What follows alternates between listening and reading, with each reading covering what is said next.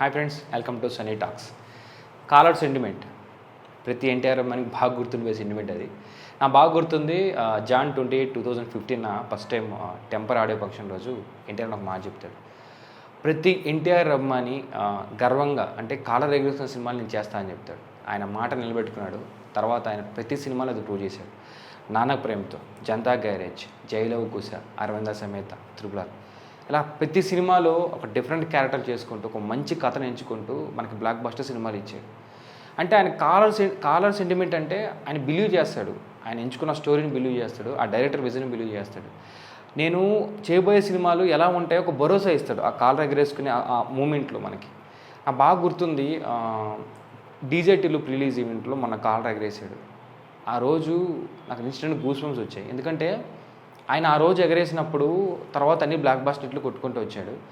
మరి అంతే నమ్మకంతో టిల్లు ఈవెంట్లో కాలర్ ఎగరడం అనేది నాకు ఏమనిపించింది చెప్పిన, టెంపర్ సినిమాలో కాలర్ ఎగరేసినప్పుడు తర్వాత అన్నీ మన డొమెస్టిక్, దట్ మీన్స్ ఏపీటీజీలో మన మన మన తెలుగు లాంగ్వేజెస్లో బ్లాక్ బస్టర్లు కొట్టుకుంటూ వచ్చు. ఇప్పుడు ఆయన రేంజ్ పాన్ ఇండియా స్థాయికి వెళ్ళింది ఆఫ్టర్ త్రిపుల. సో ఆయన ఏం చెప్పాలనుకున్నాడో అంటే నాకు అనిపిస్తుంది నెక్స్ట్ నేను తీవే పాన్ ఇండియా ఫిలిమ్స్ ఆ రేంజ్ సక్సెస్ చూస్తాయని మనకి ఒక హోప్, ఒక కాన్ఫిడెన్స్ ఇచ్చడం అనిపిస్తుంది నాకు. అంటే ఆయన నెక్స్ట్ తీబోయే సినిమాలు వార్ 2 కానీ, ప్రశాంత్ నీల్ సినిమా కానీ, అంటే అలాంటి మంచి కథలు ఉన్నాయి. అంటే నన్ను నమ్మండి, నేను ఇంతకుముందు మీకు చెప్పినట్టే మంచి సినిమా చేశాను, మీకోసం నేను ఇంకా మంచి సినిమా చేయబోతున్నానని ఆ కాలర్ ఎగరేస్తున్నప్పుడు నాకు అనిపించింది. ఆయన ఒక్క మూమెంట్ అనేది ఆ ఒక్క నిమిషంలో వచ్చింది కాదు. ఆయన వెనకాల నుంచి ఎంతో ఆలోచించి ఆ మూమెంట్ మనకు చెప్పాడు. ఆ మూమెంట్లో మనం ఫీల్ అయ్యేగా చేశాడు అనిపిస్తుంది నాకు. ఎందుకంటే అరవింద సమేత తర్వాత 6 సంవత్సరాలు సోలో ఫిల్మ్ మనకి ఎన్టీఆర్ అని చేయలేదు.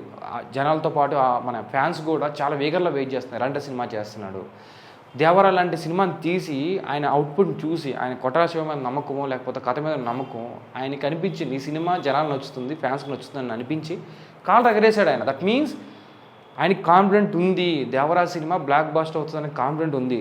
నెక్స్ట్ తీబోయే సినిమాలు పాన్ ఇండియా సినిమాలు కూడా కొడతాము అని కాన్ఫిడెంట్ ఆయనలో ఉంది కాబట్టే ఆయన కాలర్ ఎగరేసాడు.